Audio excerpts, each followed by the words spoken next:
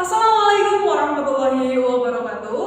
Hello everyone, welcome back to my YouTube channel. And today we are learning simple present tense.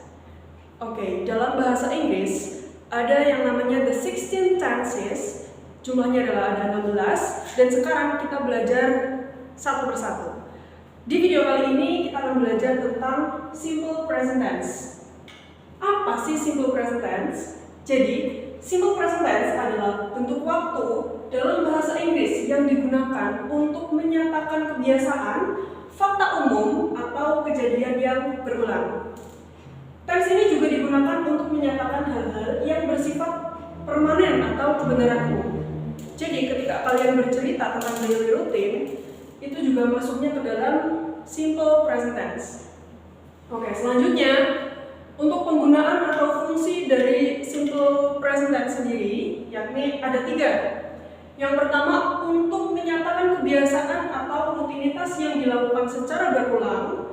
Yang kedua, untuk menyatakan fakta umum atau kebenaran yang bersifat permanen. Dan yang terakhir adalah untuk menyatakan perasaan, opini, atau keadaan yang bersifat tetap. Oke, kita bahas satu persatu dengan contohnya. Yang pertama, untuk menyatakan kebiasaan atau rutinitas yang dilakukan secara berulang. Contohnya adalah she gets to school every day. Dia pergi ke sekolah setiap hari. Di sini ada kata keterangannya atau time signalnya setiap hari. Jadi dia menggunakan simple present tense. Yang kedua, I brush my teeth every morning. Ya, artinya saya menggosok gigi setiap hari, setiap pagi. Ini juga sama. Untuk yang kedua, untuk menyatakan fakta umum atau kebenaran bersifat permanen, contohnya adalah the sun rise in the east, matahari terbit di timur. Humans need oxygen to survive. Manusia membutuhkan oksigen untuk bertahan hidup, dan ini merupakan suatu kebenaran yang bersifat permanen, yang mana ini pasti. Selanjutnya yang ketiga adalah untuk menyatakan perasaan, opini, atau keadaan yang bersifat tetap. Contohnya, I think chocolate is delicious. Saya berpikir coklat itu enak. Di sini ada kata I think, jadi menyatakan bahwa itu merupakan sebuah opini. Yang kedua adalah we love spending time in nature. Kami suka menghabiskan waktu di alam. Ya, ini juga sama, patternnya sama semuanya. Dan sekarang kita menuju ke rumus simple present tense. Di sini ada 3, positif, negatif, dan interrogatif. Dan di dalam simple present tense ini juga terdapat 2 bentuk rumus, yang mana verbal sentence dan juga nominal sentence. Untuk verbal sentence, jadi verbal sentence itu adalah kalimat yang main verb-nya, kata kerja utamanya itu pakai verb. Di sini subject plus verb 1 atau verb s, tergantung dengan subjeknya. Kalau misal I, you, they, we itu pakainya verb 1, she, he, it nanti kita pakainya verb s. Rumus yang kedua untuk nominal sentence, di mana nominal sentence itu merupakan kalimat yang terbentuk dengan be, di sini am, is, are itu sebagai main verb atau kata kerja utama. Selanjutnya ada anak, adjective, noun, adverb, dan preposition. Selanjutnya untuk negatif dan interrogatif pun sama. Di sini perbedaannya hanya ada di ini negatif ya, do, does, dan not. Ini berlaku untuk verbal sentence. She, subject plus do atau does. Ini tergantung dari subjeknya. Ketika I, you, they, we menggunakan do, he, she, it menggunakan does. Selanjutnya not plus verb 1 plus objek maupun komplement. Yang kedua adalah ketika kita menggunakan nominal sentence. Subject plus be, be-nya tadi am, is, are plus not plus anak. anak tadi adjective, noun, adverb, dan juga preposition. Di sini kita punya contoh kalimatnya. Untuk kalimat yang positif, she eats an apple every day. Di mana she ini sebagai subjek, eats sebagai verb 1, verb 1 tapi dia pakai s, verb s, karena dia subjeknya adalah she. An apple every day, an apple ini objek. Dan komplement keterangan waktu, every day. Selanjutnya yang kedua, di mana dia bentuknya adalah nominal sentence. Kalau tadi itu verbal sentence, karena dia pakai it's di sini. It's sebagai main verb, jadi sebagai kata kerja utama. Yang kedua, she is beautiful. Ini termasuk ke dalam nominal sentence dan dia juga menggunakan simple present tense. Kenapa? Karena dia punya is. Is di sini dia sebagai main verb atau kata kerja utama. Jadi menjelaskan bahwa dia perempuan itu beautiful, dia itu cantik. Subject plus verb, dan dia sebagai komplement. Untuk yang negatif, kita tinggal menambahkan do atau does plus not. Jadi ketika ditulis, kita tulis di sini.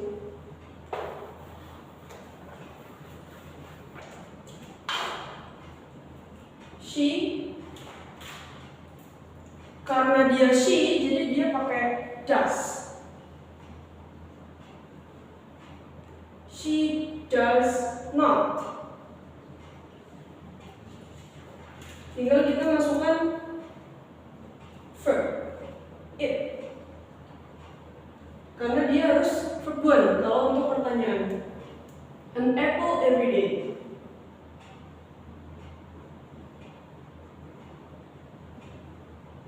Oke, di sini kita dapat kalimat negatifnya.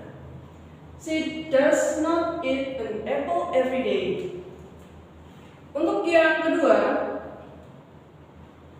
untuk bentuk yang nominal sentence, kita ikuti rumus she atau dia sebagai subjek is beautiful. Kita ubah ke negatif, be berarti is, not.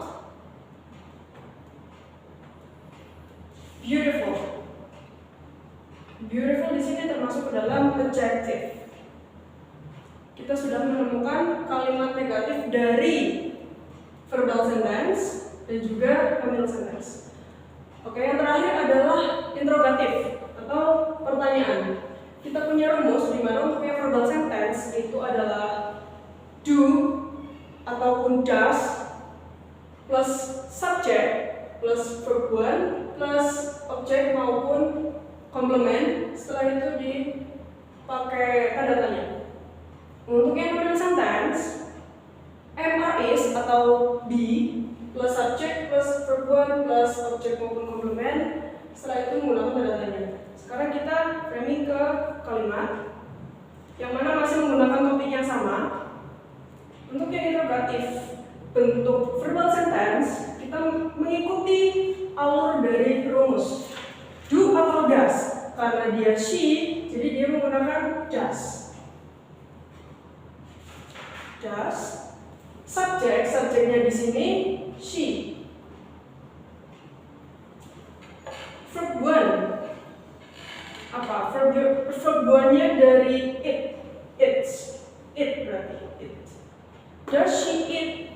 Objeknya atau komplementnya di sini dia memakan apel setiap hari, berarti an apple every day. Tanda tanya. Does she eat an apple every day? Kita sudah menemukan satu kalimat interrogatif untuk bentuk yang verbal sentence.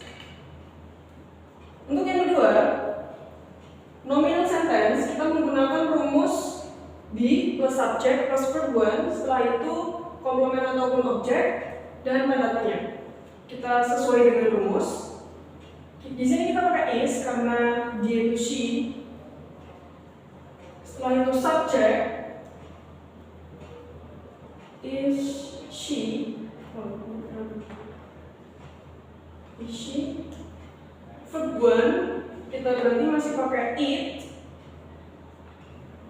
plus objek maupun komplement. Is she eat an apple? Di sini dia sebagai objek. Apple. Every day.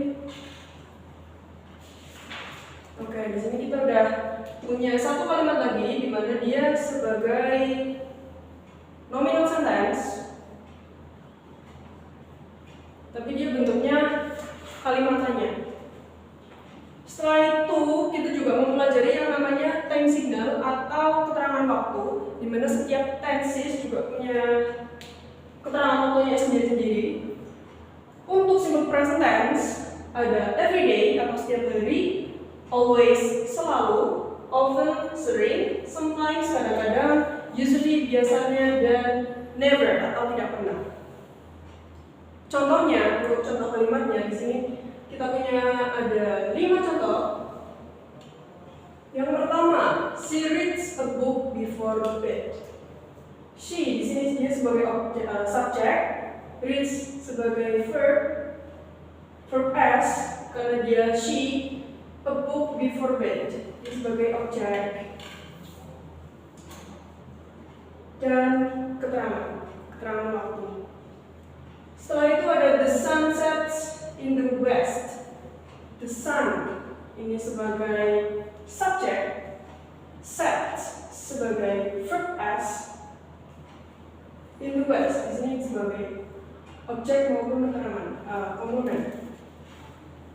Yang ketiga ada I go to school every day. I di sini sebagai subjek, go sebagai verb, to school every day, di sini sebagai objek maupun komplement. Selanjutnya yang keempat ada birds fly in the sky.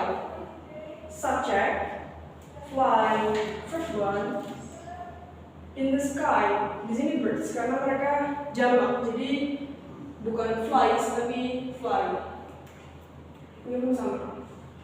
Terus untuk yang terakhir, I never eat fast food. Aku tidak pernah makan makanan cepat saji. I subject, never. Eat, I never eat.